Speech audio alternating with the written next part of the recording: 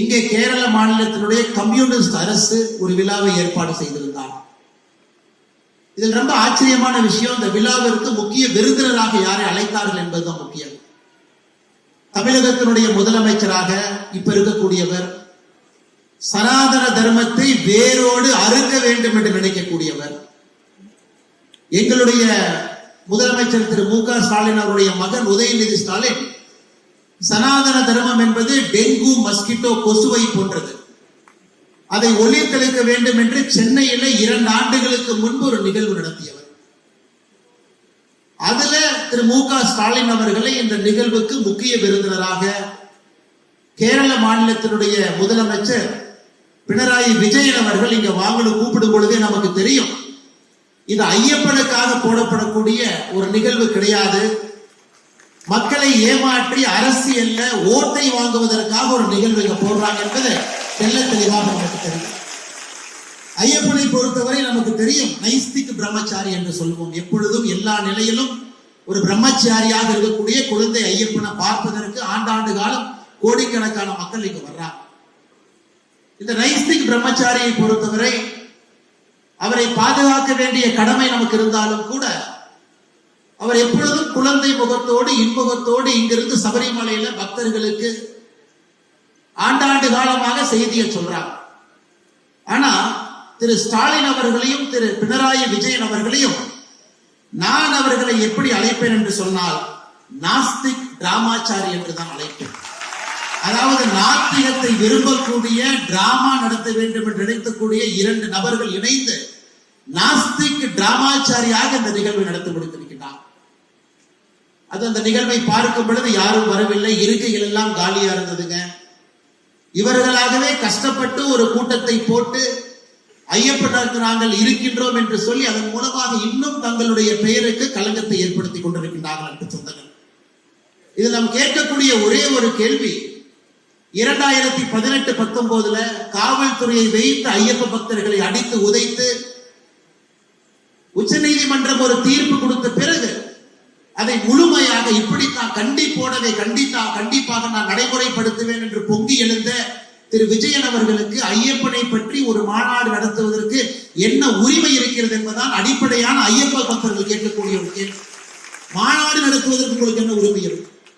திராவிட முன்னேற்ற கழகம் எதற்கு மு.க. ஸ்டாலின் ஐயா கூப்பிட்டாங்களோ, தமிழகத்துல கடந்த ஆண்டு, நீங்க இந்த டிராமா நம்ப மாட்டீங்க, கடந்த ஆண்டு தமிழகத்துல குளோபல் முருகா கான்பரன்ஸ் டிஎம்கே நடத்துறாங்க பழனி. ஏன்னா பக்கத்துல ஒரு திருடன் இருக்கும் பொழுது திருடனை பார்த்து இன்னொரு திருடன் வேகமாக கற்றுக்கொள்வான், ஒரு திருடனை பார்த்து ஈஸியா கற்றுக்குவான். தமிழகத்துல சனாதன தர்மம் வேண்டாம் என்று நினைக்கக்கூடிய டிஎம்கே திராவிட முன்னேற்ற கழகம் குளோபல் முருகா கான்பரன்ஸ் பழனியில போனான். இந்த கேரளத்துல கம்யூனிஸ்ட் அவர்களை பார்த்து இங்க குளோபல் ஐயப்பா கான்பரன்ஸ். இருவரும் கடவுளை பற்றி பேசுவதற்கு அடிப்படையில் எந்த ஒரு தகுதியும் இல்லாதவர்கள் என்று சொன்னாங்க. 2018-19 கேரளால இதே பந்தளத்துல கம்யூனிஸ்ட் கட்சியினுடைய தொண்டர்கள் முதலமைச்சர் அவர்கள் கட்டவிழ்த்து அட்டூழியத்தை பார்த்து அடித்து உதைத்து மக்களை யாருமே சேர்வதற்கு இடம் கொடுக்காம காவல்துறையை வைத்து கட்டுக்கோப்பாக அவர்களாகவே பெண்களை உள்ளே அழைத்து சென்று வழிவிடுவதற்கான எல்லா வேலையும் செஞ்சுட்டு இன்னைக்கு நீதி கண்ணீர் வடிக்கின்றார்கள். ஐயப்பனுக்காக நாங்கள் இருக்கிறோம், ஐயப்பனுக்காக எப்பொழுதும் பேசுவோம். இதுல ஆச்சரியம் என்னன்னா, கடவுளே இல்லை என்று சொல்லக்கூடியவர், கடவுளை நம்பாத திரு விஜயன் அவர்கள் மேடைக்கு வந்து பகவத்கீதையை பத்தி நமக்கு பாடம் எடுக்கிறார். ஆச்சரியம். ஒரு அப்பதான் நினைச்சேன், கேரளால கம்யூனிஸ்ட்காரங்கெல்லாம் நீங்க பகவத்கீதையை படிக்க ஆரம்பிச்சாங்கன்னா என்ன ஆகும்னு யோசிச்சு பாருங்க. பகவத்கீதையை படிச்சுட்டு அதிலும் 12வது சாப்டர் படிச்சுட்டு மட்டும் சொல்றார், அத்வெஸ்ட சர்வ பூதானா மைத்ர கருணா ஈவாச்சான்னு நம்ம பாடுறாரு. என்ன சொல்றாருங்க, அதாவது ஒரு பக்தன் எப்படி இருக்க வேண்டும் என்று விஜயன் அவர்கள் நமக்கு பாடம் எடுக்கிறார். அந்த மாதிரி பக்தனா நீங்கெல்லாம் இருக்கிறது கடவுளை நம்பாத விஜயன். ஆனா பிரச்சனை என்னன்னாங்க, அவர் 12வது சாப்டருக்கு மேல அவர் படிக்கல. திரு விஜயன் அவர்களுக்கு நான் பகவத்கீதையிலிருந்து இன்னொன்னு நான் சொல்றேன், 12வது சாப்டரை தாண்டி இன்னும் கொஞ்சம் முன்னாடி போங்க, 13வது சாப்டர், 14, 15, 16வது சாப்டர் போனீங்கன்னா 21வது வரிய திரு விஜயன் அவர்கள் மறுபடியும் இன்னைக்கு பகவத்கீதை எடுத்து படிக்கணும். திரிவிதாம் நரகஸ்யதாம் துவாரம் நாசனாம் ஆத்மனஹ காம குரோதா சதலோபாஸ் தஸ்மத் அத்ரயம் தியாஜ்யம். இதையும் படிக்கணும். இதுல என்ன சொல்லுதுன்னா, ஒரு மனிதன் நரகத்திற்கு போக வேண்டும் என்றால் 3 வழிதான் இருக்கு. Lust, anger, greed. காமம் நரகத்துக்கு வேகமா கூட்டிட்டு போயிடும். பேராசை நரகத்துக்கு வேகமா கூட்டிட்டு போயிடும். கோபம் நரகத்துக்கு வேகமா கூட்டிட்டு போயிடும். இந்த 3ம் இருப்பது இன்னைக்கு கேரள கம்யூனிஸ்ட் அரசுகிட்ட திரு விஜயன் அவர்கிட்ட இருக்கு.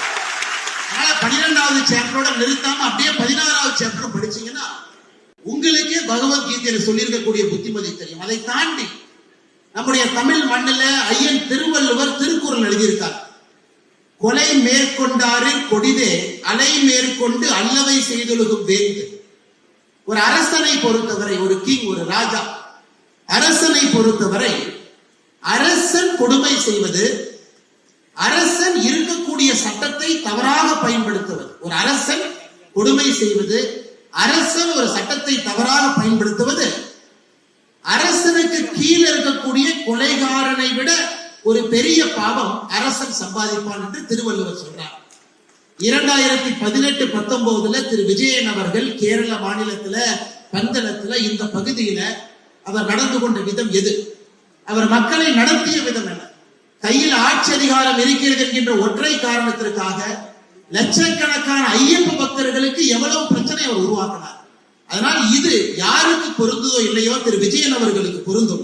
கொலை மேற்கொண்டாரின் கொடிதே, அலை மேற்கொண்டு அல்லவை செய்தொழுகும் வேந்து. அரசன் செய்யக்கூடிய தவறுகளை விஜயன் அவர்கள் 2018-19 செஞ்சிருக்கிறாங்க. அதனால தயவு செஞ்சு பகவத்கீதை பாடத்தை எங்களுக்கு எடுக்காதீங்க.